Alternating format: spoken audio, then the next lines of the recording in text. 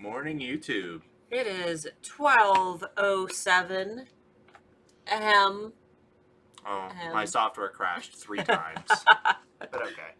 And we have coffee that's upstairs still. So we're not quite the Friday bean yet, but we will be as soon as we have coffee. Not even remotely on camera. Go that way, Oh. like 2 feet. Hold on. Okay, now you go this way. Okay. And now we give it 30 seconds to see if I'm there yet. Because there's delay and we can't see what we're actually streaming right now. All right, let's go ahead and see who's hanging out with us. There are a lot of people here today. Let's see, we have Monica is here. Lisa is here. Hi, Lisa. I haven't seen you in a while. This. Earthquake! Stephanie Mark is making some strong coffee. I am today, actually. Yeah, he was going to bring the whole French press downstairs and everything, but I don't know if there's even any room on my desk right now. It is a mess. I need to get more pods for my Keurig. I miss my coffee. Yeah, we ditched our... We haven't used a Keurig since we've been in Ohio, have we? No, I think sure haven't. Oh. Sorry, you guys are getting a little view of the ceiling there for a second. I can't get this damn monitor. There we go. That should be perfect. You guys like the ceiling? I'm like waiting to see it on the screen. Well, it's more difficult too because like I'm 6 foot tall and she's 5'2", so like finding a good angle is already kind of hard. All right, guys. My first Friday bean. Oh, you picked the best Friday bean to join us first because we've had tech issues, we've had coffee issues, we've had camera issues, but we're here to hang out. Currently having a brightness issue. And a brightness issue. Everything. We're having lots of issues, and I'm all out of tissues. So, okay. So, Mark, sit Starla on a cushion. I sit on my legs.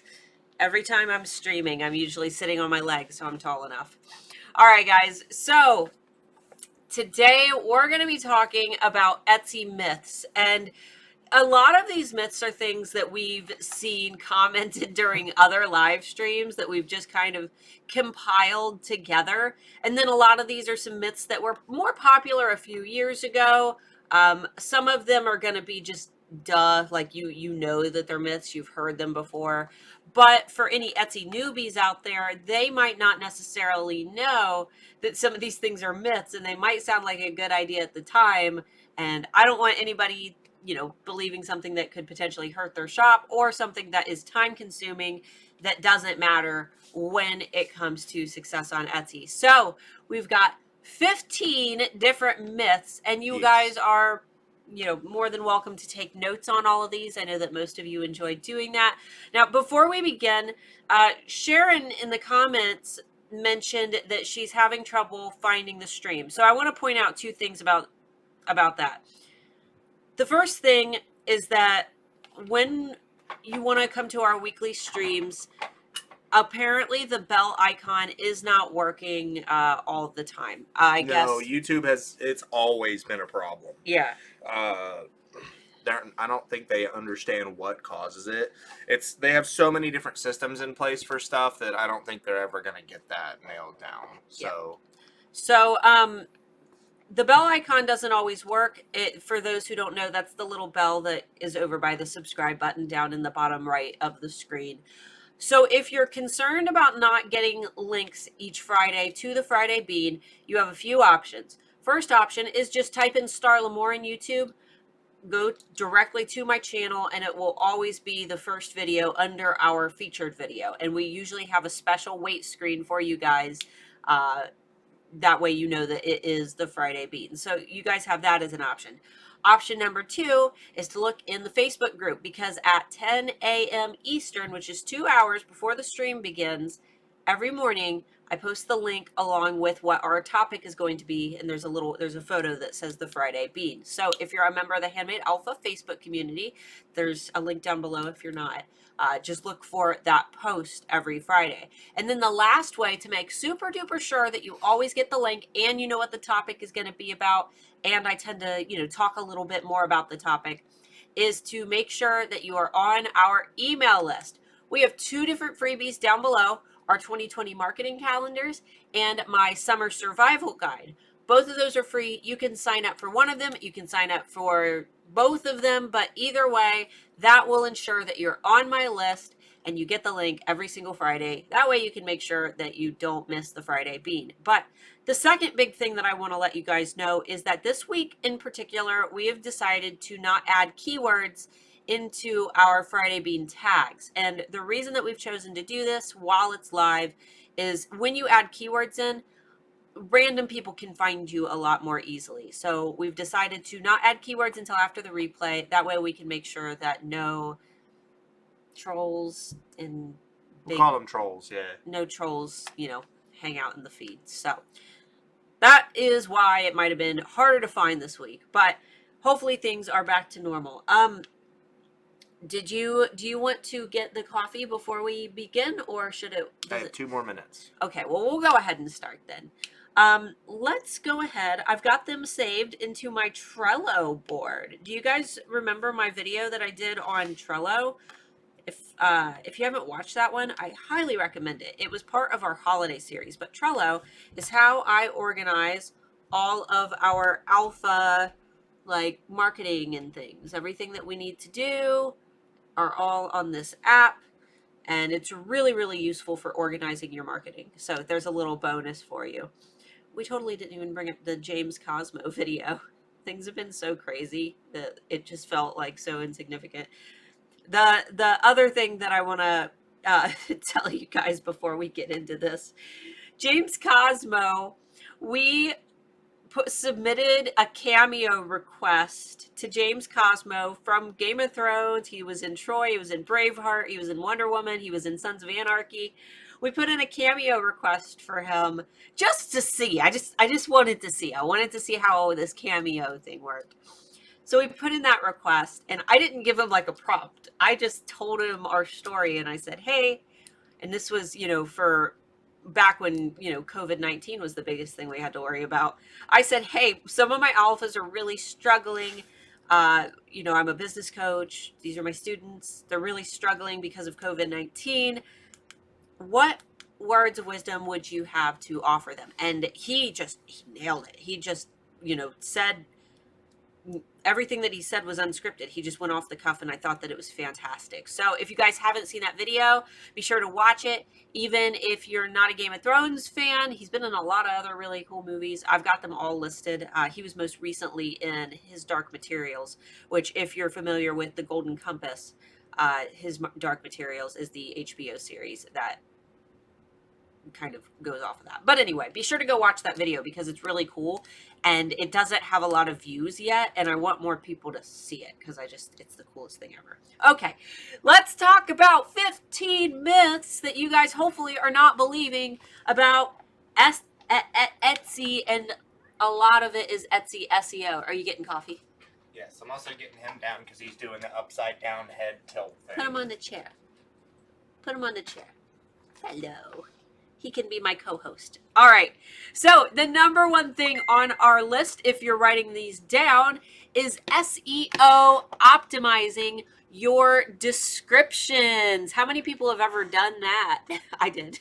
So a couple years ago, we didn't know if descriptions counted for Etsy SEO. In fact, it was a common practice that I also taught for a while to actually paste your title into the top of your description to SEO optimize your description better.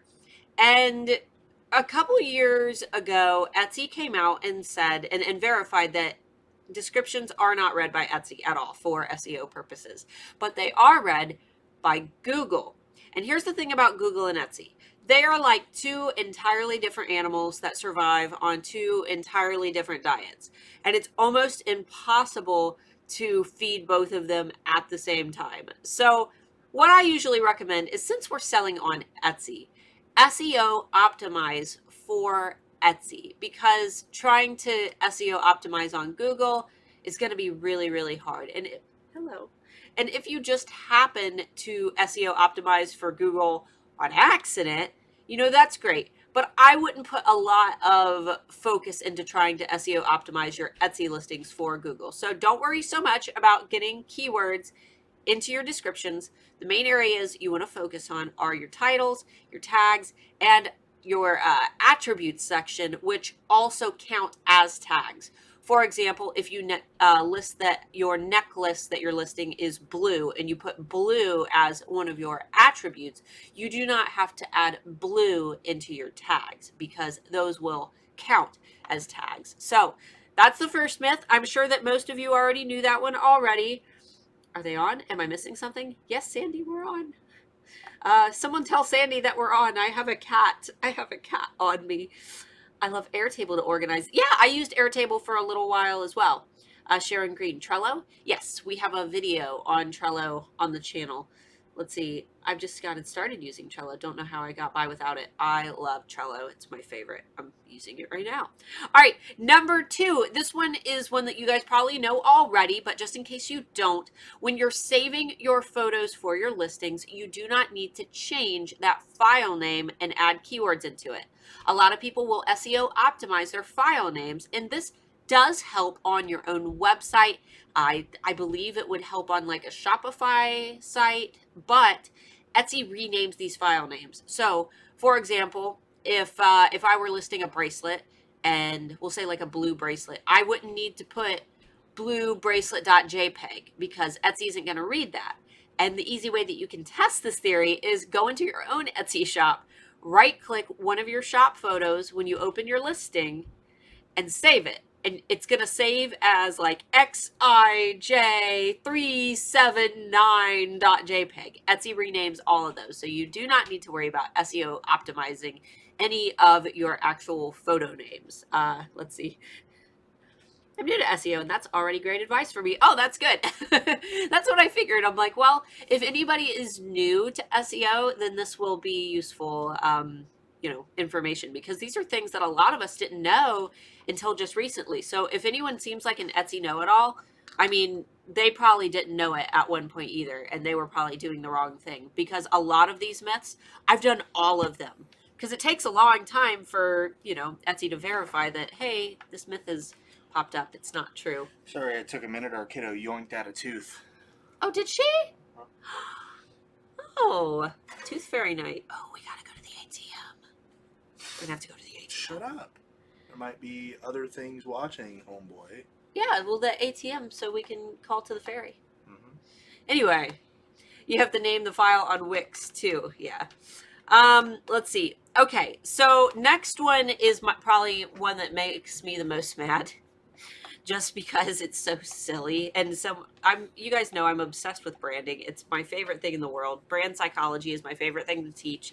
I do public speaking on brand psychology. I talked about brand psychology at a local college, 2 months ago. I did a huge branding event at the Raw Artist Fair, and there were 1,200 people there, and it was like my first time standing on a stage. So it was crazy. But here's the myth. A lot of people think that using the big full-size banner on Etsy is going to distract away from your products. And this is not true, because that banner is the largest piece of customizable real estate that Etsy gives to us. And what you are able to do with that banner is solidify a brand impression that will basically convert someone into a trusting shopper more quickly. When someone enters your shop, and for Handmade Alpha Academy students, you guys already know this, and this is something that I teach in Handmade Alpha Academy, but it takes only 7 seconds for someone to click on your link and decide how they feel about your shop, whether or not they're going to trust you, whether or not they have a positive brand impression, whether or not they think that you're a professional, and whether or not, you know, they would trust making a purchase from you. It takes 7 seconds before they decide, you know, how they feel about your brand. And if you have a big banner that is professional, branded, crisp, clean, and creates an atmosphere, almost like, you know, have you ever changed the curtains in your house and it just changes how the entire house looks? It's kind of the same thing. And that banner is going to solidify their feelings. So you also don't want to make your banner look really bad, because with it being the biggest piece of real estate, you can really mess that up by uploading a blurry, you know, thrown together jumbled mess Microsoft Paint banner. Don't do that. Don't do that. Make sure that you put time into it. Make sure that if you're using branding elements like logos, that you hire those out to a professional. Don't try to just throw something together on your own, because normally those don't look as good unless you're a designer and you have experience in design. I actually have a video from, I believe, 3 years ago about how to create banners. If you're interested in watching that and you don't want to sift through a bunch of videos to find it, just go to my main channel and there's a little search bar under the banner, under like my channel art, and just type in banner into that tiny search bar on my channel and it should pull up that video for you. But in short, banners are the biggest piece of customizable real estate that you have. They can help solidify a really great brand impression, and they do not distract away from your products. The same as a sign out front of a nice restaurant with the name of the restaurant isn't going to make you say, oh, this distracts me from the food. You know, it doesn't make any sense. So let's see. Do we have any comments? My 1-year-old is watching you, Starla, and is awestruck. Oh, I'm glad that we stopped about. Yeah. Let's see. When the banner is missing and stuff, is it filled out? I back out of a shop. Oh, yeah, absolutely. It makes the shop look like it's not done yet. You know, like maybe the seller's new, maybe they're not done with it. Maybe I should wait. My banner photo is always blurry no matter what. I use Canva template. I wouldn't use a Canva template. Canva is great. I love Canva. I use Canva for a lot of things. But what I've noticed is that iPicky, when you're doing things that where high resolution really matters, iPicky is the best. And when you save your iPicky photo, you have the option to save it as high or highest for your resolution. Before you click save, when that pop-up comes up, always pick highest, and this is going to help you get the crispest banner. That's just for color quality and stuff like that. The main thing you want to do is make sure that, like, when you have an image, say your image is 1920 by 1080p, that is your resolution. It's 1920 pixels by 1080 pixels. So whatever, I don't know off collar what the banner size is, but your image should be exactly the size of that banner. And if you're making your banner out of multiple images that you're like sticking up and doing stuff like that, there's like a relativeness to that. Like, say it's something by 1080, then the images you're using need to be of a similar resolution, because if you put a 360p image on a 1080p image, it's still going to be a 360p image on a 1080p image. So that everything that you're using, that you're collaborating into your banner, needs to be a high resolution. And you can put higher resolution images into a lower resolution images. It's just shrinking them down. So just make sure everything you're using doesn't look blurry before you stick it all together and put it on the banner. Absolutely. And don't use an image that's too big for the banner in hopes that it'll compress it, because if it does, it's going to make it, it's going to make it really blurry. Yeah, absolutely. Sorry, I can nerd out about this computer crap all day. Pexels is spectacular for images. Yes. So if you guys need good image sites for your banners, Pexels.com, Pixabay.com, and unsplash.com. Anytime you guys see stock photos that I use for Friday Bean, for different marketing, if I did not take those photos myself, I have sourced them from one of those 3 websites. All of the Friday Bean images, all of the coffee images, all of the wolf images that we use are all sourced from Unsplash, Pixabay, and Pexels.com. And all 3 of those sites are fantastic, and all of those images are free, and you can use them for whatever you want. You can also do Pexels videos, and I think they all 3 have videos actually, if you ever need to add like little video clips for marketing purposes. So let's see. Let's move on to number 4. Your most important tags need to be first. This is another one that was more recently debunked, keeping in mind that I've been selling on Etsy for 9 years, so recent to me might be different than recent to you. But Etsy debunked the fact that the placement of tags matters. Sorry, guys, my nose itches really bad. They don't matter. No, you can mix them up, you can rearrange them. It doesn't matter. You do not have to put your most important tags first. And also, to go with that, keyword placement in titles also does not matter. But you should be mindful of keyword placement in titles, because you want to make sure that when all of these products are listed in a search page and the shopper can only see part of your title, you want to make sure that the part of the title that they see makes sense. So, yeah. Well, there's that too, and it's not necessarily that the order matters, but there is a certain way that they need to be worded. Like with yours, you wouldn't be able to put like key necklace dragon. That wouldn't work. Dragon necklace key, or key dragon necklace, like key gifts. The order that you would type it in to search it is the order that you want to put it in. You don't want to just throw random keywords into your titles of your listings. They need to be readable by a human being, because that's kind of how search algorithms work now. Yeah, and the search algorithm can put 2 and 2 together, but can you imagine if you went to a shop to buy like a necklace and it was like blue gifts for couples, gemstone gate necklace for grandma, it's confusing. You have to write your titles crafted for people while also optimizing with your keywords. But in terms of tags, placement does not matter. That has been confirmed. You can put your most important tags at the end if you want to. It doesn't matter. I have like Etsy paranoia, where I still put my most important tags first, even though I know. Won't hurt. It doesn't hurt though. So yeah, if you have Etsy paranoia like me and you just want to make sure, you can totally put those towards the front, but it doesn't matter. That's great help. Thank you. Awesome. All right, next up. This one's my least favorite on the whole list. Using the same keywords in multiple titles will make your listings compete with themselves. How? That's not possible. Your listings can't compete with themselves because more than one of your listings can show up on a search page. Yeah. In fact, I don't have a lot in my shop right now, so this might not be the case currently because I've got some supplier issues. But if you were to type in skeleton key necklace into Etsy, because I'm such a dominant force there, most of the time I'm on page 1 more than once.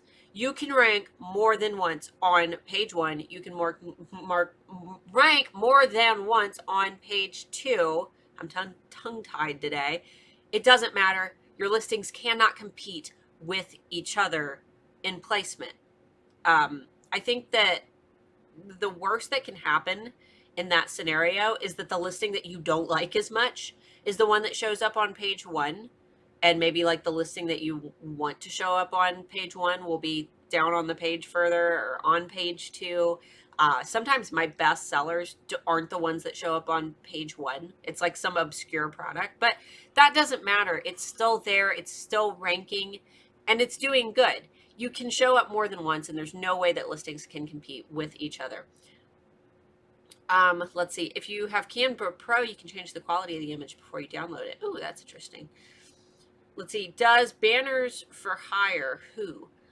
Sandy, I would recommend checking Etsy, because there's a lot of people on Etsy who design professional banners. That's what I would do. If you know that like you're not going to be able to make a really good banner, like don't have like graphic design skills, then hop onto Etsy and try to find someone to make one for you. You could probably also find somebody on Fiverr, which is Fiverr's pretty good. Yeah, just read reviews. Fiverr. Look at reviews for individual artists that you work with and find somebody who has a style that you like. No one charges only $5 for their services, though, so don't get that confused. That was the original purpose of the name, was to throw somebody a Fiverr and they do you something. There are some people, but you'll get better stuff if you pay. I've never seen something for $5. I've seen it advertised, but then you actually click on the listing and like the $5 is like the upfront fee, and then you pay like a whole crap load extra when they're done. They're still cheap. They're significantly cheaper than hiring out. Oh yeah, it's significantly cheaper than hiring a professional. Right. Well, a professional. All right, so number 6. This one's kind of controversial, but oh no, it's that shoppers want to know your story. They want to know. Not necessarily. Yeah, this is one of those yes and no type things. Yes, shoppers want to know that you're a human. They want to know that they can relate to you. And they want to know that your products are handmade. And sometimes they're interested in the process of how you make them. But they aren't interested so much in your story as they are interested in how your story will benefit them. They want to know that you're an expert in your field, because if you're an expert, it's less risky for them to make a purchase because it's more likely that what they receive is going to be good quality. They also want to relate to you when it comes to morals and values. So, for example, if you make, we'll say breastfeeding tops. You make breastfeeding tops. And you are, maybe you've never had children before. It's not that you don't make high quality products, but it might be harder for a mom to relate to somebody, in that situation. Or if it was a guy who made breastfeeding tops, it might make a mom, a little bit hesitant to make a purchase. And that's not to say that a man couldn't make fantastic products, for breastfeeding purposes, but you understand it's harder for a customer to relate. And I'm sure if you guys have examples of something, I wouldn't be comfortable buying this type of product from this type of person, or I've seen this in the past and it made me uncomfortable. Don't give any like actual shop names or anything, but feel free to put some examples in the comments, because this is... The majority of the people that are going to want to know your story are going to be the people that are repeat buyers. People that buy from you a multitude of times. They'll get bored, get curious, be like, I like their products. I wonder why they started making these, or I wonder how they make these, or something like that. And then they go digging to try to find information. That's usually the people that are going to care. And it's also a way to provide a little bit of validation. You were talking about like the breastfeeding thing, or like, I started making breastfeeding tops because maybe I'm not able to have children, and I want to help people. This, that, and the other. Like, that's a way to twist the story in, But be honest. Be 100% honest with your people. But if you have, there's no harm in putting your story there. At least you're using a section that other people don't like. To me, it's one of those things where like 99% of the time I'm not going to read your story, but if you're not willing to use all of the stuff available to you, I'm probably not even going to bother to look at your shop. Yeah. So let's they're still talking about other stuff. Emma had said, we'll go ahead and round back on this one. Should you always have products in your banner, or can you just create an atmosphere? I actually encourage you creating an atmosphere more than I encourage you to try to get a product on your banner. Because branding is an impression. They're going to see your products when they get to your shop, but creating the atmosphere is going to frame how that person should feel when they're in your shop and about your products. I'm trying to think of okay, so let's use Starbucks for an example. Everybody's had coffee. Pretty much everybody in the chat right now could go and brew a cup of coffee right now, assuming that you have a coffee maker. And many of us can brew a better cup of coffee than Starbucks could, right? What sets Starbucks apart from every other coffee shop the time that they rose to fame was that Starbucks created an atmosphere and they branded. And that's why Starbucks can charge $5 for a cup of coffee that you could get for maybe $1 or $2 anywhere else. Building the atmosphere is the most important thing that you can do for your brand, because people buy the atmosphere that goes along with it, and they buy the lifestyle that you've basically told them to feel when they're in your shop. I'm trying to think of a good lifestyle brand, as I'm coming up kind of blank right now. You guys will have to. I'm not sure. I was concentrating on a comment that somebody Oh. posted that I wanted to. You guys will have to excuse me. We're a little frazzled this week. Yeah, we haven't slept well in a couple of days. I'm not sure why. I think it's the weather has been literally like up and down on a daily basis. Our brains can't keep up. And the stress. But the only time that I think there's a difference when it comes to like putting a product in, at least to me, is when I'm looking at clothing stuff. Like, if you take a picture of yourself to put on the banner and you're, like, repping your clothes, that's pretty cool. Yeah, But other than that, it's like I'm already getting ready to scroll down and look at your products. Like, you don't need to slap them in my face up at the top. You know right. what I mean? And I have a picture of one of my products on my banner. It's not a product that I currently have in my shop because it's one of the products that sells out the second it's listed. But I have a product that represents what my whole brand is about on my banner, and I think that that's very useful. But if you have a big variety of, like, maybe you do shirts and the shirts don't all have a cohesive message on them, then, you know, I think it's a little bit different in that case. So let's go ahead and hit some comments real quick. Carissa was commenting. I was just a little confused by the comment. She said the web's resolution is 72, but it's best to save your images at a resolution of 300. Are you referring to pixels per inch, or are you referring to resolution? Because those are two totally different things.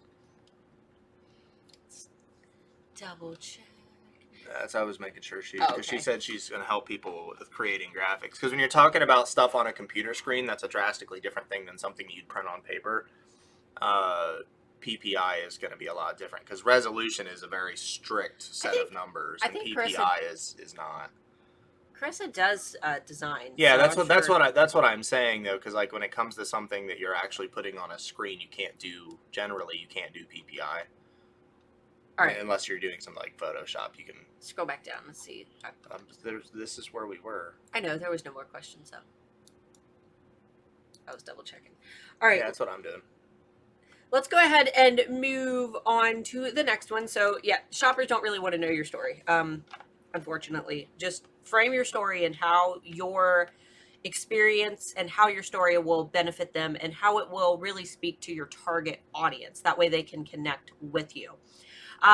Number 7, success on Etsy is all about SEO. This is absolutely not true at all. SEO is just one piece of a really huge puzzle, and you have to have all of the pieces of the puzzle in place in order to be successful.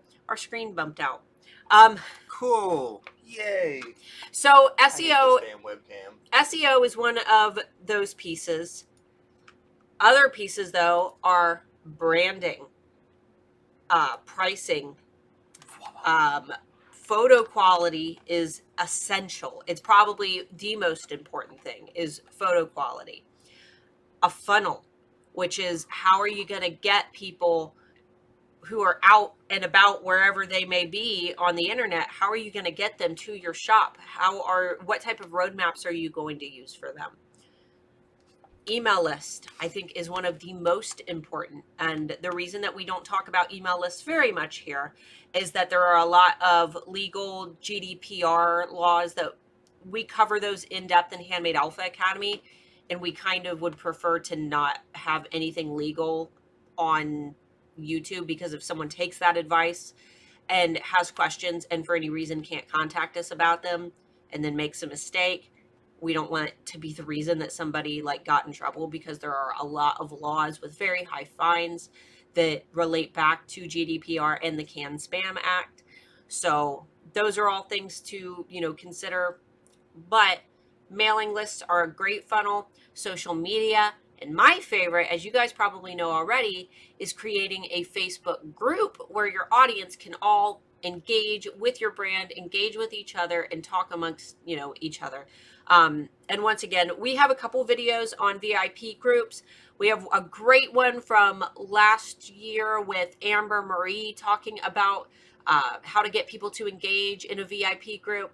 We've got a couple different tips for VIP groups, and obviously Handmade Alpha Academy, we talk all about how to build and create a VIP group. So those are all, different resources if you're just curious on how to set any of that up. But those are just a few of the things that contribute to success on Etsy. But there are an unlimited number of things that can help you that you don't necessarily have to do, but are, a good idea, like getting on Instagram. That's another one. A lot of our alphas are seeing success using TikTok, which is fantastic. We have alphas who connect a lot with bloggers. We have alphas who do giveaways and do collaborative giveaways with other alphas to build big, giant gift packs that they give away, which is also very successful. There are a lot of things that contribute to success on Etsy. Yep. SEO is very important. Do not think that you can be successful if you have no SEO in place. There are shops out there who are able to do it, but they're sending traffic from other locations because they probably already have established funnels, whether that be social media or maybe they have, 100,000 people on their email lists. So I was just trying to help out with this previous conversation I was having here with Carissa. Yeah, so she's saving at 150 to 300 PPI. That should be good. She was talking about how Canva saves at 72 PPI, and that's definitely not good because 1080p, I had to look up, I don't remember the specific numbers off my top of my head, but I had to look it up. 1080p has a standard on a 20, I think it's a 24-inch monitor, has a pixel density of 81 PPI. So 150 should be your absolute minimum if possible. If you can get it to 300, that'd be cool because that'll get you in the realm of like bigger 1440p or smaller 4K monitors, which is what creative professionals are going to be using. But for most people, the majority of people are still using like a max of a 1080p monitor.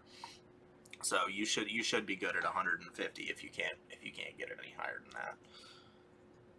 Talking about Photoshop or Illustrator. I've been using, I am not a designer, so let's just get that out of the way. I'm just kind of playing with some digital art, and I've been using, what's it called? Krita? I don't know. I've been telling her to use Photoshop. Krita, it's free. Well, I wanted to play with it before I invested in Photoshop, because if I end up not having a knack for it, then I'm not going to do it. But I've been, just trying to do a little bit of like design work and playing with layering, something way different than iPicky, because you actually have to use like a stylus to, really do it. And I've been using my tablet. So it's really fun. If you guys have a tablet and you don't have money for Photoshop, it's let me go ahead and type it into the chat. It's a fun one that you guys might want to play with. And you don't have to use a tablet. I think that's the name of it. I think that's what it's called. Look at some speed painting tutorials for it on YouTube though, because they are just amazing. All right, let's move on to number 8, which is you have to pay for Etsy ads and promoted listings to be successful. No. Yeah, no, this is not true, because if that were true, then every time you search something on Etsy, you would only see ads in the front, when in reality, there are ad bars. I think the first listings are ads, and then there are ads like halfway through, right? There might be one more row of ads, but they're separated out. You don't have to pay for ads to be successful. You absolutely do not have to pay for ads. And I always have people like ask me like, what's your Pinterest ad strategy? What's your Facebook ad strategy? What's your Instagram ad strategy? I don't use any of those. I do not pay for ads on any of those. I totally have. But most of the time when I've done advertising that's been paid, I see significantly more sales, more results by posting in my VIP group, doing Facebook Lives with my VIP group, and sending out an email to my email list and really gaming them up for things like sales. Maybe a week ahead of time saying, hey, there's going to be a sale this week. It's going to be crazy. Everything's going to sell out. You guys are going to freak out when you see it. Make sure that you don't miss it. Get on my email list. If you don't get on my email list, you might not get it. And then when I send the email, okay, I just sent the email. Did you get it? Type yes if you got it. Everybody in the chat, type yes if you got it. And this creates a viral herd mentality where people want to follow the flock and do what everyone else is doing. That is part of marketing, is trying to create, a culture around your product and building expectations around what your launches and what your sales are going to be like, so people know what to expect. My audience is conditioned to know that when products launch, if they do not buy immediately, they will miss out because everything will sell out. So making sure that you're focusing on the funnel is a really great way to avoid a lot of stress if you're confused about ads. And I think, how much do I spend on Etsy ads? I think I spend like, not much. I think I spend like $5. $5 a day, something like that. I don't even know because I haven't looked at it in so long. I don't spend very much on ads. And obviously I do just fine. And I know plenty of other sellers who have never spent any money on ads who do just fine. So will you have a slight advantage if you do? Absolutely. Absolutely. Advertising is always going to give you a slight advantage. If you decide that you're going to run promoted listings or advertise your products, make sure that you're promoting the products that you know already sell well. If they are already performing well, it's more likely that you will be making your investment back by promoting those rather than trying to promote the items that are not selling. So that's like my biggest piece of advice there for promoted listings. Somebody said you should make some classes for Skillshare. So we don't like the idea of making classes with guidelines. Yeah. When you teach, you should be free to teach in your own way and have no one overhead above you, because then you're unrestricted. You can make the content that you want to make. I don't know. I don't like the restrictiveness. Skillshare doesn't necessarily have a lot of restrictiveness, but that doesn't mean they won't always be that way, or that they'll always be that way. No, and Udemy is the same way. I've bought a lot of Udemy courses for just this and that. Like I bought one on how to use Premiere Pro video editing. And I hate to say it, but 80% of the courses that I've bought on Udemy have been crap. Anybody can... And Skillshare's the same.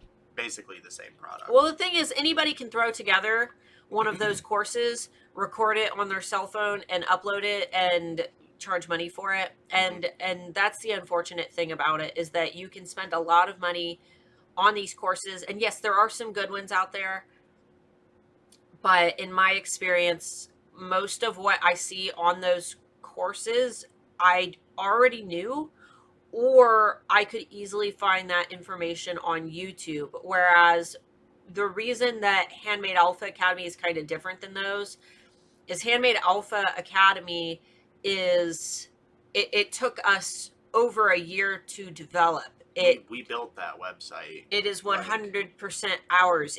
There's no one above us. It's just us. The only person that can shut us down is the person that holds our domain name for us. That's it. Not to mention, like with those Udemy and Skillshare courses, a big problem is that, like, say that, I wanted to do, I don't know, a sale or a scholarship.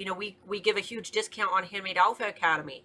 You don't have that type of freedom, I don't think, on those sites, because they you give aren't discounts all the time, right? But you're not the payment gateway. Yeah, it's kind of similar to, like, I have a very big problem with higher education institutions, because say you pay $750 for a quarter for a class, the majority of that's not going to be going to the teacher. It's kind of the same principle. And to answer your question, Carissa, I'm actually not sure what guidelines there are, but the overarching fact is that there's someone above us in the chain. And we are our own bosses, and I don't want any guidelines. Is like as of right now, when it comes to our teaching style, as long as we're not breaking a federal law, no one can take us down. You know what I mean? Like Right, I know that sounds worse than it is. But I don't like people overhead. We did this to not work for other people. Right. If that makes And sense. It's really hard to explain my opinion on it. And it's different with Etsy, because I know a lot of people might be like, oh, you sell on Etsy and Etsy's overhead. Yeah, but the thing about Etsy is that we're selling a physical product and we're shipping it out, and we are still in control of what we create. It's a very personal experience.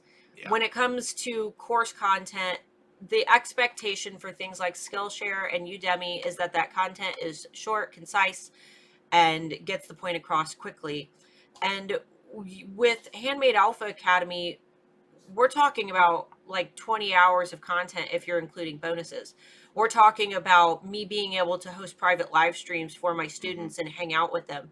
We're talking about, having a Facebook community where everyone can chat and talk and help each other. And we're talking about accessibility directly to me and to him. Mm-hmm. If anybody, ever needs us immediately, we're there.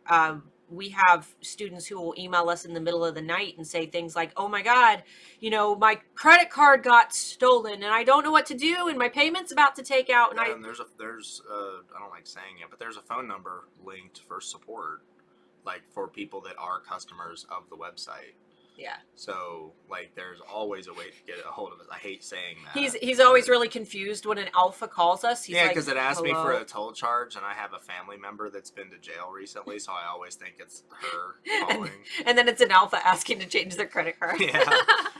And it's one of those things where it's like just the overall presentation. Like we already charge for HAA, and we do that because we have to be able to make a living with that amount of content. Like it already takes up a good portion of our time making sure that all that stuff stays up to date. She just spent like 6 or 7 hours yesterday in front of a camera updating a bunch of stuff for HAA. This is all scripts. This is 19 pages of scripts. And unless we release another full-length course, I'd like to keep everything else free. And so would she. We send out stuff in emails, we send out ebooks, we do the YouTube videos. Every once in a while we'll do Facebook live streams. Like I would honestly rather give you everything else for free. And if we think of another course idea for something that needs to be like invested in, like we have to put our money into research, we have to do what I can't really call them case studies, but like with HAA, a lot of the stuff that we do is basically case studies to figure out what stuff works. We get other Etsy shops working with us. We test out our theories and we prove that they work, and then we say, okay, well, we can make a course out of this. We can put 20 to 30 hours worth of content, and we can talk the crap out of this. So the rest of it should be free. So we'll keep everything else here on YouTube for you guys. Also, another quick comment: you can this whole pixels per inch thing has been bugging the crap out of me this whole time. If you just go and you search DPI/PPI calculator, you can actually type in the pixels for what you're doing. So I did the Etsy banner at 3360 by 840 on a 24-inch diagonal monitor. Obviously it's going to be a little smaller than that, but I don't want to sit and actually measure out like on a 24-inch monitor how big that is. So it would be smaller than this, but it would be 144.31 PPI. So realistically, it's probably somewhere in the ballpark of around 120 to 130 PPI on a 24-inch 1080p monitor. Good. So 150 to 300 is perfect. All right, Dorkosaurus Rex. Sorry. It's 12:55, and I have I have 5 tips left. I can't help it. You get me on this nerd stuff, and I have to solve the nerd Quit stuff. getting him on the nerd stuff, Carissa. Quit. We'll never make it through. All right, myth number 9. How did we get on a rant about courses? Sorry. Number 9. You have to offer free shipping to be seen in search. So Etsy does... Free shipping is one of the 7 factors that contribute to rank on Etsy. But there are 7 factors that contribute to rank on Etsy, and that's just one of them. You do not have to offer free shipping. It's only going to help you for the people who are filtering specifically to only see items that ship free. And I know personally, from my shopping habits, I don't filter free shipping. Do you filter free shipping only when you're shopping online? Do you only filter to look at products that have free shipping? Most of the time, no. I'm saying like if you were on Etsy. Yeah, that's what I'm saying. Most of the time, I have in the past, but it's like just to see. Most of the time when I order something, I want it relatively quickly, and most of the time I'm ordering from somewhere overseas, and I don't want to see it in 35 to 45 days. I'd rather pay for the shipping, but there have been occasions where I've searched for it, but not frequent enough that I would say that it matters at all. And not to mention, search anything on Etsy right now. Go to Etsy.com, search anything. Silver necklace, llama birthday party, and look, because if it ships free, there will be a little tag that says free shipping on it, and most of those don't say free shipping, so it's not a determining factor. For most people, free shipping isn't going to make or break it. This is one of those really confusing topics, because it's like people that don't make a lot of money probably are going to filter by free shipping. But the thing is the majority of people that offer free shipping offset that cost by increasing the cost of their products. So it's like you usually... Do you guys have a Discord? No. You usually end up paying more for the product anyway, so it's almost like it doesn't really matter if you pay shipping or not. Like, you're going to pay around the same price for the same product regardless of who you buy it from. What would we do on a Discord server? We can live stream there. We can do like live chats and stuff like that with people. Just like have a chat room open where alphas can talk. Maybe in the future, but not at the moment. Yeah. After maybe like the crazy stuff passes, because Discord. Yeah, maybe it's manageable. It's not that bad. We'll think about it. Yeah, free shipping isn't free. Exactly. Yeah. All right. Number 10. This one is another one that you guys might have heard. Hopefully none of you are doing it, but that you can use a copyright term as long as you say inspired by. So inspired by Mickey Mouse, inspired by The Little Mermaid, inspired by, whatever Disney princess. You can't do that. Even if you say inspired by, it doesn't matter. And I mean, there are a lot of crazy rules, speculations, fair use laws. There's debate about fabrics, and if you buy it and it's licensed, but you're buying it as a crafter, then you can still use it, but people still get their shops taken down. Here's the thing. When it comes to copyright, it's not Etsy that takes you down. It's the owner of that copyright. And Disney, people like, these Warner Brothers is another big one. They hire people to sit all day on the internet with the sole purpose of filing claims against people who are misusing their copyright. And their lawyers have a lot more money and a lot more experience than you do. So it's just not worth it to take the risk. It's not worth it. I have very, very strong opinions on this, because this is something that, like, if you watch a lot of YouTube, you'll know that, like, fair use is abused very, very heavily. The main things, especially with YouTube, critique fully falls under fair use. What about quotes? Are they copywritten? It depends on the quote. It depends on the quote. Okay, so it's one of those things where, like, the majority of the time when people do inspired by, it's parody. And technically, in the United States, parody is always free use.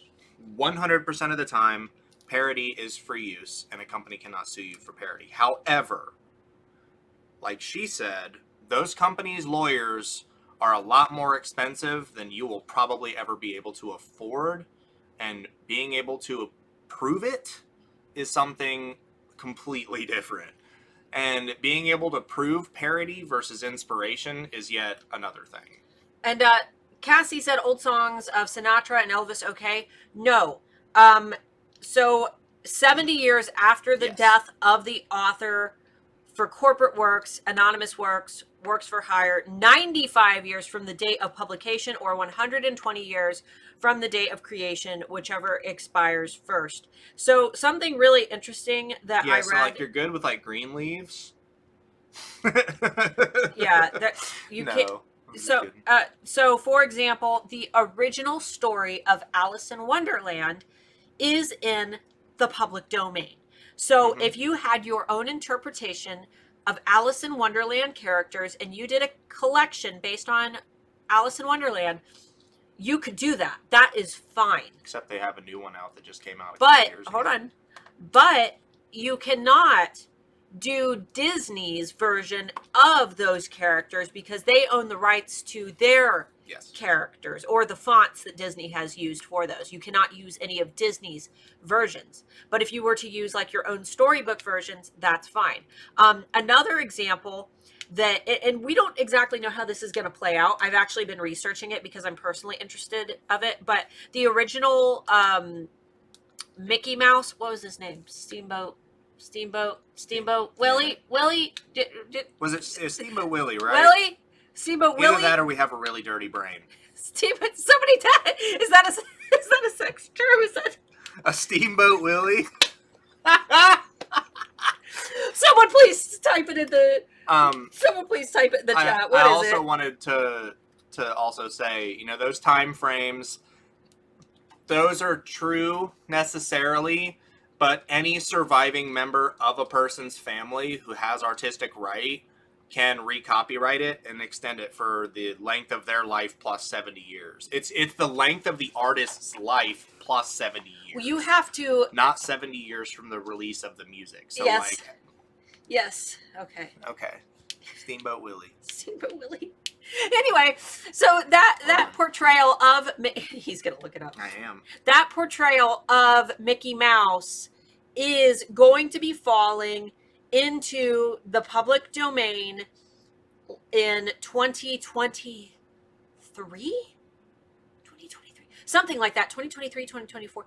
But we don't know how that's going to play out. We don't know if Disney will find a way to reclaim that. But technically... If we're going by the laws that we have, did you just look on Urban Dictionary? Continue. Don't do that, guys. Don't do that. Don't Google that. Yeah, don't Google Steamboat Willie, apparently. Anyway, it will fall into the public domain along with a lot of other, you know, iconic characters and things. But that does not make it safe. It does not mean that Disney will not try to find a way to reclaim their rights over these characters. Your best bet, if you have something that is in the public domain and you're positive it's in the... Just Google it. If there's something you want to use and you think it might be in the public domain, Google it. If it's in the public domain, before you do anything, please talk to a lawyer. Please. I know that it seems silly to talk to a lawyer about something on Etsy. You could even go to justanswer.com and you can hire a lawyer for a couple dollars. $2 get a quick answer. You don't got to pay somebody $1,000 an hour to do work. Mark is blushing. Oh, no, I'm not blushing. It takes a lot more than you'd think to make me blush. I was just laughing. He doesn't blush. Yeah, I don't blush. He doesn't blush at all. Let's see. Now I have to, Starla. You probably shouldn't, Joy. Go for it. It's called Urban Dictionary. Oh, Joy, we got your candles. Yes. And I haven't lit my candle yet because I'm going to take a picture of it before I light it, and I haven't had a chance. I want to put it in my pool, like on a floaty, because it's mermaids. Yes, Disney does not play. Stay away. Yes.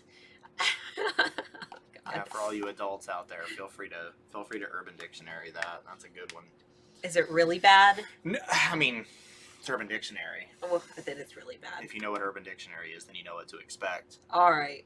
All right, continue down the list. All right. Where are we at? All right, vacation mode will ruin my shop. This is not true. What vacation mode does is it halts activity in your shop. And you need activity and people clicking on your listings and actively engaging with them to give Etsy positive signals that people are interested in your products. So when you are on vacation mode, there is no activity. No one is engaging, no one is clicking, no one is favoriting your products because they are, not in search. So when you return, it takes a little bit of time for people to begin engaging with your listings again and clicking on them and favoriting them so that Etsy knows where to position you back into search placement. We have a huge video on this that I made just a few weeks ago. You guys are more than welcome to go back and watch. I believe that there is a pineapple with sunglasses on the photo and something about will vacation mode ruin my shop. Just search vacation mode and it should be on there. So I've got a full overview there, but no, vacation mode will not hurt your shop. When you take a break from a job, say you take like a week-long vacation for something and you come back to it, you're usually a little bit slow getting back to work, right? Mm-hmm. It's the same concept. It's going to take a little while to boost it back up, but it's not going to kill your shop. Starla is on Urban Dictionary. Yeah, don't look up. Oh, well, it would be my maiden name. Somebody made a mean one about me, but I don't think any of you know my maiden name, so yeah. Don't post it here if you do. Yes, please don't. Please don't post it. Did it right away. It's pretty great. Yeah, see, it's a good one. It's an actual good one that doesn't look like it was written by a 5-year-old. Yeah, she looks like a Starla. Yeah, if you look up Starla, most of them are like artistic, someone who's very in tune with their emotions. I don't know. It's like the exact definition of a Pisces, which is my astrological sign, and every single Starla like definition is aligned with that. I'm not going to get in on astrology. Don't do me like that. Rather than vacation mode, can you extend shipping times? Yes, you totally can. The thing there is that people might expect you to respond, like if they message you, and if you're unable to respond to their messages, they might get upset. So that would be the only scenario that I would say might be problem. All right, so next one, only shops that have been around for a long time can be successful. That's not true. In fact, Some of y'all know this. Yeah, we've got students in Handmade Alpha Academy that started their shops, this year and last year who already have, thousands and thousands of dollars worth of sales. So basically, Etsy, despite the fact that it can be hard while you're getting started, Etsy is equal opportunity when it comes to SEO because Etsy gives everyone a neutral score when they start out. You're not below anybody. You're not above the best of the best. You're right in the middle. Etsy will take your listings and put them in front of a few people to see how those people engage with your listings. And if a lot of people are clicking on your listings and favoriting them and potentially buying them, that means that Etsy is able to trust you a little bit more and they give you a little bit more visibility until you start, generating bestsellers. And then Etsy knows that you're trustworthy shop, you've got good reviews, and Etsy will recommend you all the time. So it is very easy to begin building momentum, but you have to have a solid foundation in place. So this means not saying, oh, my photos are good enough. My banner is good enough. I'll take care of my branding later. I'll hire out a designer next week. I'll do all that later. No, you need to make sure that all of these things are solidified. That way, when Etsy puts you in the best possible place that they could put you as a new shop, you have the best opportunity available to you to take advantage of all of that traffic that Etsy is going to give to you in that neutral position. That way you can start building momentum. Because if you don't have all of these positive indicators in line, like good branding, good photos, and things like that, and no one engages with those listings because they don't trust your shop, you will slowly begin to fall down the search page and you will miss out on all of that traffic that Etsy would otherwise be giving you when people are positively engaging with your listings. So Etsy is very equal opportunity when it comes to starting out. Obviously, Etsy does favor sales. I know there's a lot of Renee's been talking about it and she's testing it.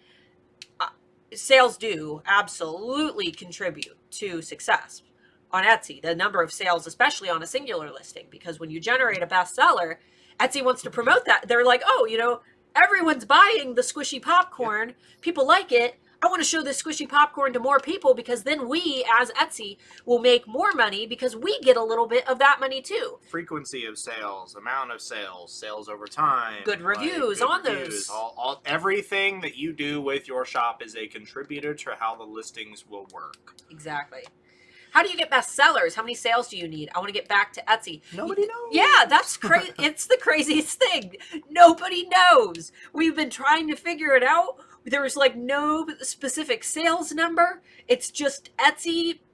You know, I assume that they are basing it on a listing quality score, which we don't have the ability to see.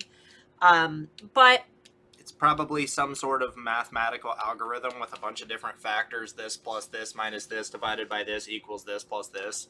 Like, it's probably something like that. So, I mean, maybe somebody's figured it out. You can dwell the internet, but I honestly wouldn't trust anybody's word who says that they do know for a fact. Well, yeah, because even, I mean, you guys know I work with Anthony Wolf from E-Rank. He's like the biggest authority in Etsy SEO. He has no idea. We have no idea. We wish that we did. We've tried to figure it out. We have no idea. And kind of a similar question, what threshold of sales is good to get Etsy to show you and search more?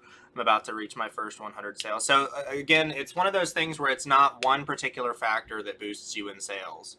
Like, we don't, it's not a threshold. The quality of your photos could make a difference. Your tags, titles, listings, how many sales you've had altogether, how many sales you've had in the last 6 months, in the year, how long you've been on Etsy, what listings or what. Like, there's so many different factors that play into where your stuff lands, including now just where you live. Yes. So, like, it's really impossible for anyone to answer that particular question. It's more of a stay consistent and you'll get there kind of thing. And if you're not seeing your sales increase, you're either hitting a glass ceiling because you're selling a product that's so niche that there's only so many people that are going to see it, which isn't usually a thing on Etsy because there's millions of people that sell on Etsy.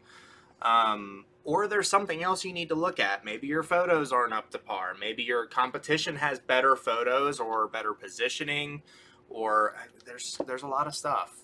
We call that the nudist Buddhist idea. Just stay consistent. Alan Nation, who was actually Ty Lopez's mentor, if you guys are familiar with Ty Lopez, who was actually, for a short while, I took his trainings when we lived in California. But that's besides the point. Alan Nation said that if an idea is too crazy, it's like a nudist Buddhist idea. You can be a Buddhist, and that's okay.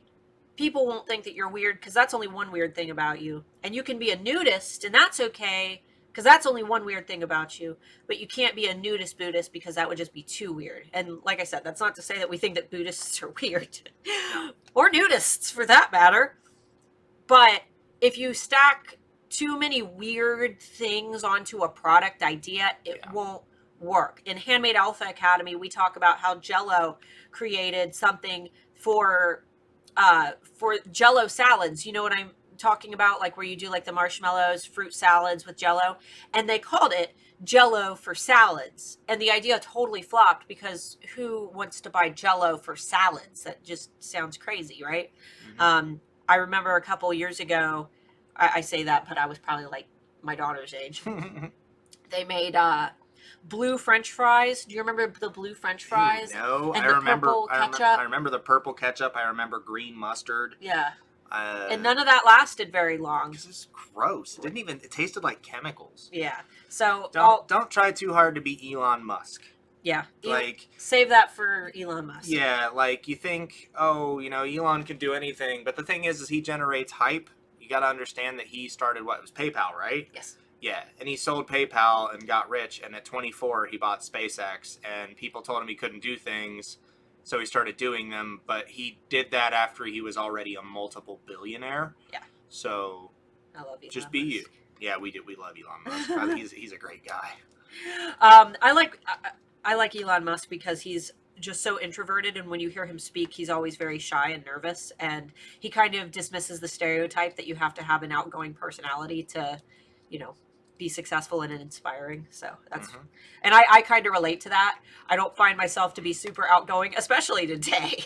It's been a weird week though. Yeah. So All right, so short titles are better for SEO than keyword stuff titles. That is number 13. Etsy recommends that you do short descriptive sentences for your titles as opposed to keyword stuff titles. However, Etsy is saying this, and they're recommending this because short sentence titles are more appealing to shoppers to read, right? Yes. They're more readable. And yes, that will help shoppers more. But in terms of SEO, when we're just talking about ranking, they don't matter because Etsy is still seeing those keywords regardless. It doesn't matter. I still personally use a keyword string style title for my listings. That's where I just list those keywords separated by forward slashes. When something is not broken, don't fix it when it comes to SEO. If you have something that's selling well, do not mess with your titles and tags, even if it, isn't the current like best practice or whatever. As long as you're not breaking any of Etsy's terms of use, don't change things that aren't broken. So I've always left mine alone. My products do just fine. And from what I have seen with most Etsy sellers who still use this method, we've compared it.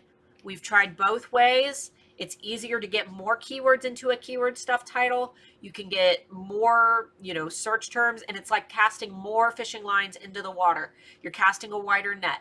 You're able to get more bait on your hooks, and it's easier to identify which type of bait is the best type of bait for your fishing hook. That way you can make sure that when you discover a golden keyword that's working, you can add it to more listings so that you are able to be, seen more for that particular keyword. And like I said before, since listings can't compete with each other, you can absolutely use the same keyword in more than one listing. If people tell me I can, it makes me more determined. That is my whole life. It should be that way. That is my whole freaking life. I haven't had a job since I was 18. Screw that. Next one, let's see. The more variations, the better. So a book I highly recommend that you guys buy is called The Paradox of Choice by Barry Schwartz, especially now.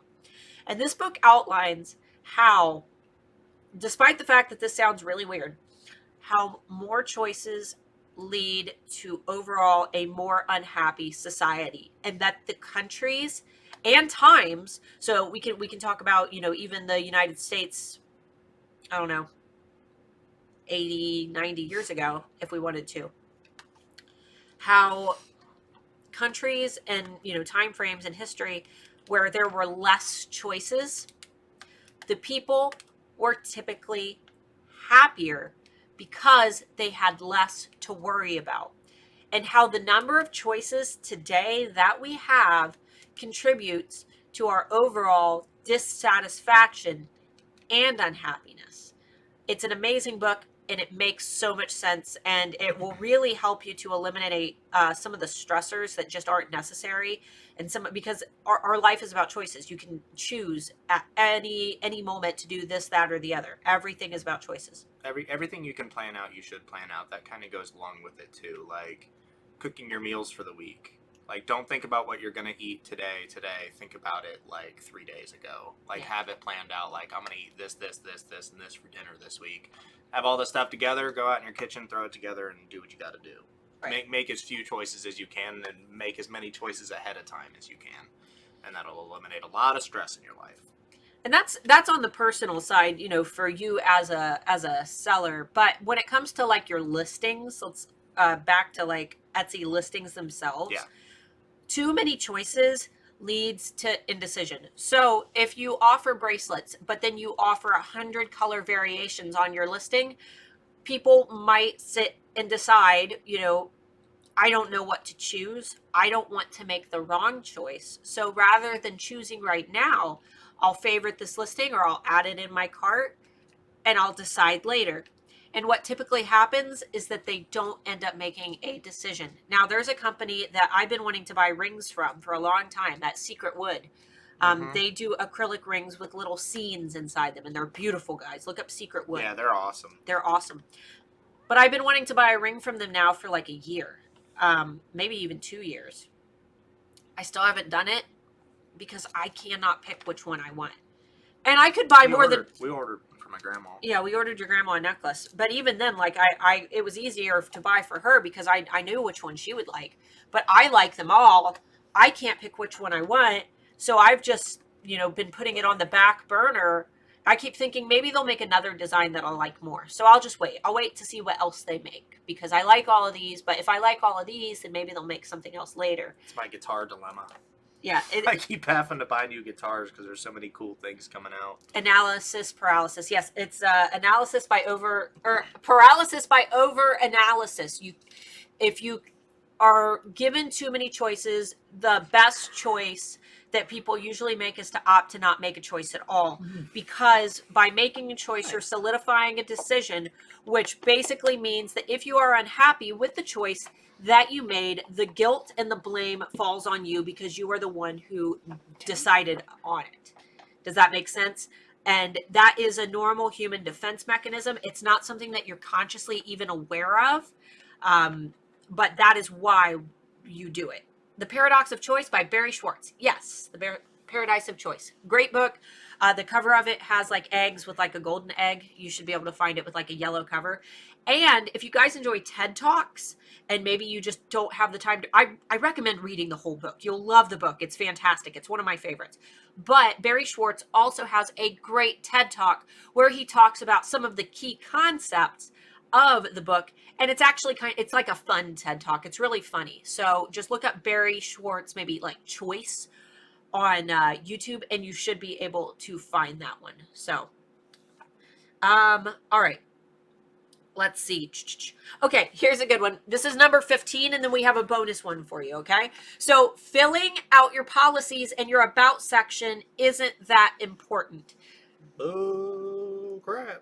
Etsy actually cares for search placement if your policies and your about section are complete. These are elements that make your shop look complete, and they help really establish trust between you and your shopper. Not only that, but like I said, Etsy determines, search ranking based on the completeness of a shop, and your about sections and your policies are one of the 7 factors that contribute to rank. So you need to make sure that those elements are also filled out because they do contribute. So not only does it help with customer trust, it helps with your SEO. All right, let's do our bonus one. And this one is one that I see the most. And I always feel bad responding to it. And just know that like this one, I love you guys. And if I ever respond like harshly, or it's not harshly, it's just I try to give you guys tough love when I see this one. And it's that I'm doing everything that I can and I'm not making sales. It must mean that no one wants my products. There's always something that you could be doing. When it comes to business, you're never done. You cannot make your Etsy shop and let it sit and assume that it's going to build momentum. You will always be working. You'll be working every single day. And as I always say, success is not a destination. It is a lifelong journey that you have to work for every single day. So you have to learn to love the process, because the process is what is going to fulfill you. There's never a day that we're not working or at least talking about bigger plans for our businesses. It's an everyday thing. We dedicate every Friday. I dedicate Thursdays to helping, with the live streams at eRank. I recorded yesterday until my throat literally was just so raw that I couldn't talk, which is why I'm a little, raspy today. It is a lifelong journey that you will do every single day, and you have to be willing to invest that time into it if you want to see the results from it. But if you love it and if you feel like it is your purpose and you are willing to dedicate that time, I promise you that once you get momentum going, it does get easier. Once you build that momentum, it's almost like you don't have to work nearly as hard, and you can take more days off and you can take more time away and you can stress a little bit less. So guys, those are our 16 technically tips and myths that have been widely circulated around Etsy. For those who are new here, this is not a normal stream. We almost decided not to stream this week based on life events, but like I said in the Handmade Alpha Facebook community, we know that some of you guys need to feel normal again. And if we can help to provide that, then that is what we want to do. Even if we don't seem 100% each Friday when we go live, because we're very stressed out as well. We want to make sure that we're here for you and that we're helping you guys as well. So for those who are joining us for the first time, we do have goodies down below.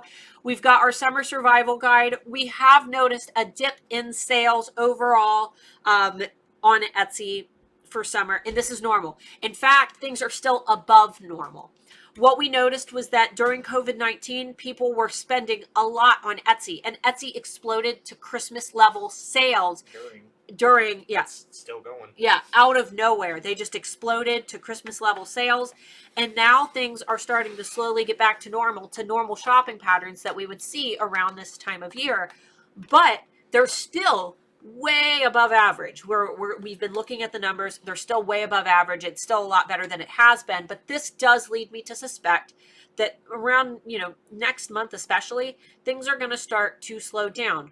Don't panic if this happens. This is Etsy getting back to normal after what was a huge, crisis, which, we're still experiencing it, obviously, but the market is starting to get back to normal. But anyway, Summer Survival Guide was crafted before COVID-19.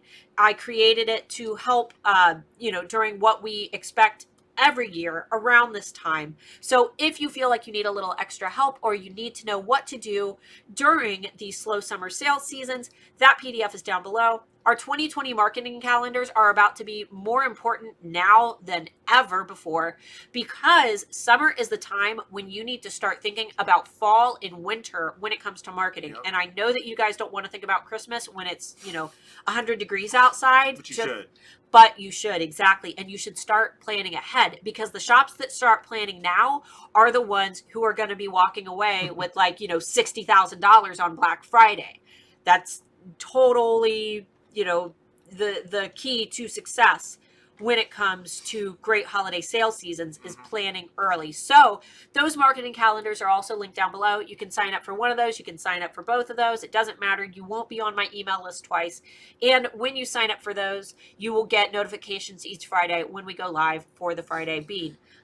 Let's just start another pandemic for sales. Yeah. How about let's finish the one we've already got, because it's worse than it's ever been right now. Yeah, let's finish this one. And people are just not talking about it. Yeah, well, there's other things, more important issues to talk about too. So, but and then the last thing, guys, we are going to be having our webinar for Handmade Alpha Academy.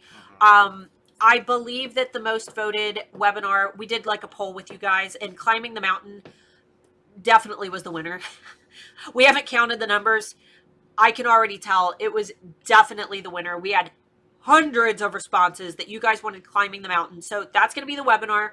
That is a free master class. It is registration only. It will not be a public YouTube event. You will need to register for it. This is, we only do this particular webinar once a year, and I've only done it twice in the past publicly for the alphas. So it might be new to you. It might be something that you've seen before, but we always try to tweak these webinars each time and give you guys opportunities to get a taste of our teaching style. If you are interested in joining Handmade Alpha Academy, which will be opening on June 14th and will be closing on June 23rd. So that is a 10-day enrollment window that you guys will be able to get in with a $1,000 discount starting on June 14th. That webinar is going to give you a little taste of what you can expect from my teaching style and how our, teaching methods differ from our normal YouTube content, because obviously a classroom setting is going to be a lot more concise with a lot less chatter. As always, with Handmade Alpha Academy, we've got a 30-day money-back guarantee. We're really, really flexible when it comes to things like that. You're not dealing with like any weird customer service representatives. It's just us. So yep, just us. We just love the two of us. We love you guys. Oh crap. Oh, if you guys want to make sure that you're on the waiting list for that so that you can get the $1,000 discount, there is a waiting list link down below that you guys can sign up for, and that will ensure that you get the invitation. You'll get a couple additional emails about Handmade Alpha Academy. Those are coming in the next few weeks. I've been holding off because, I know that things are crazy right now and nobody wants to see like a bunch of sales emails. So we've decided not to send anything out, but just expect it.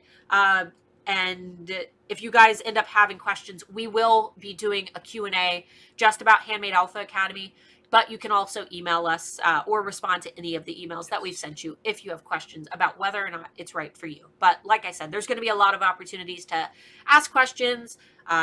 After our webinar, you can do it. We'll have a Q&A about it, and you can email us. So were there any last minute questions? We have had a very long stream today. Not that I saw.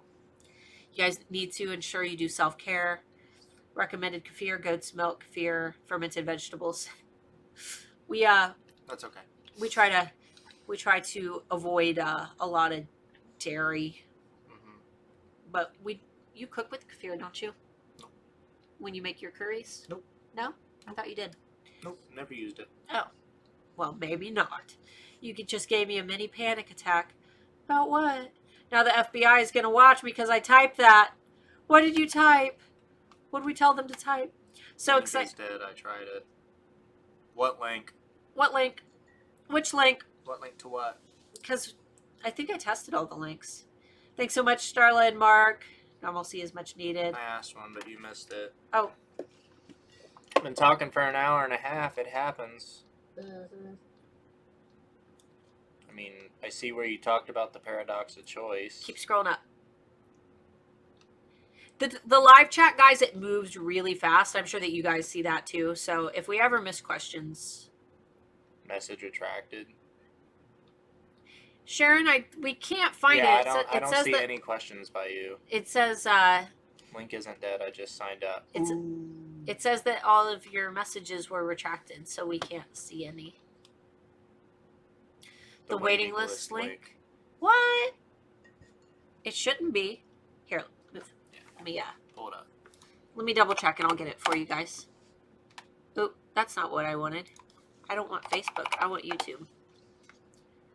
Technical difficulties. Technical difficulties.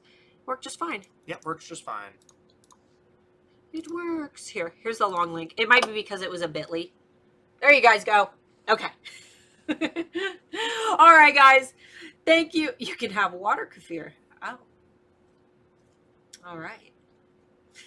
Guys, it's been a crazy week, and we appreciate all of the love that we've seen in the Facebook community. For those of you who need a place to hang out on social media, we've been trying to avoid social media. Some of the videos, I think that I have to avoid social media. I have friends who are in the Guard and reserves, so I have to avoid it. It gives me severe anxiety. Yeah. And we have friends who are protesting, who we're afraid for. We have friends on both sides of things. We're losing friends.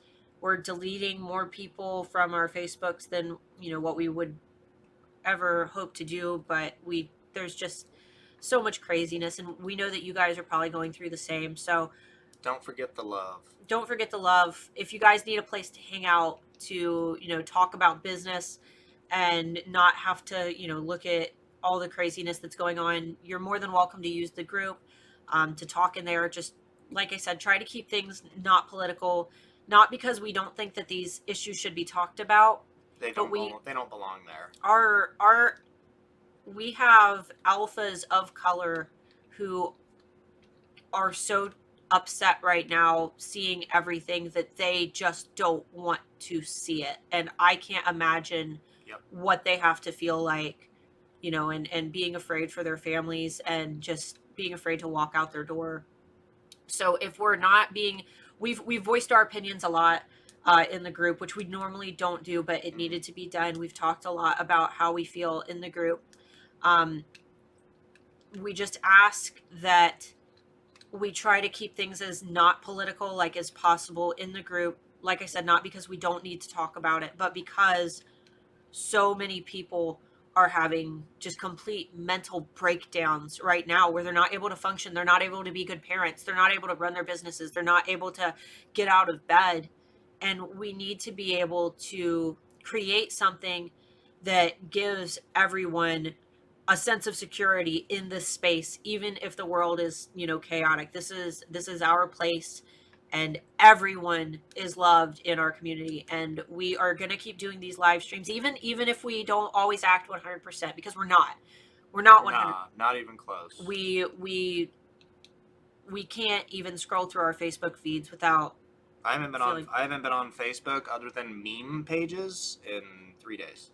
Yeah, it's too much for everybody, but we're going to do everything that we can. And and like I said in the group, if you're worried that you're missing out, or you're worried like you can't be on social media, but you're afraid that you're going to miss out on content, or you don't want to, miss anything that I've sent out, email me. Take your break. Stay away from social media if it's bad for your health. If you're unable to be a good, parent right now to your kid, or a good spouse, stay off of social media. Take care of your mental health. Email me when you get back, and we will send you a list in order. Delete your damn Facebook. Yeah, delete the app from your... just delete the app from your phone. Don't delete your profile, but delete the app from your phone for a day or two.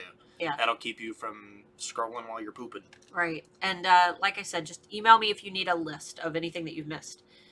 Because we do understand. We're doing the same thing. We're trying to stay off social media. We're compiling a list of all the stuff that we're doing as we're doing it. So. Yeah. All right, guys. We love you. And we will hopefully be here this upcoming Friday again. And I think that we'll also have a new video coming out this week where we did a Ask Me Anything in the group. That way you guys can see some funny things that people have asked. What? Next week will be the last Friday being before the launch. Oh yeah, we're down to like a week and a half until HAA launches, or 2.5 weeks. 9 days, I think. Yeah, 14th, right? Yeah. 9 days. Awesome. All right, guys. Thank you so much for watching. We had a blast. We've missed you tremendously. It feels like forever just because things have been so crazy. So we're really happy to get back in the groove and hang out with you guys. And you know where to find us if you need anything, or, if you need support from the alphas, post in the group and we will be there for you. Spiel time. Do you have a bean of the week this week? No. No bean of the week this week, but spiel time. Make sure you hit the subscribe button down below if you're not already subscribed. Make sure you hit the little bell icon. That way you get notified, maybe, if we go live every week or if we upload a video. Make sure to hit a thumbs up if you liked it. Make sure you thumbs up if you didn't like it. And you know who I'm talking about. Go drink a glass of water. It's been a while. Put down the Coke and get a glass of water. Go do it. We know you only drank coffee this morning. Yeah. We know you did. Yeah. You need to go get a glass of water. You need to finish it, and then you need to get another one. Yeah. Okay? It's hydration. Maybe eat a piece of fruit later. Yeah, or a vegetable. Vitamin C. All that stuff. All right. All right, guys. Stay safe. We love y'all. And we'll see you next Friday. Bye. Bye-bye.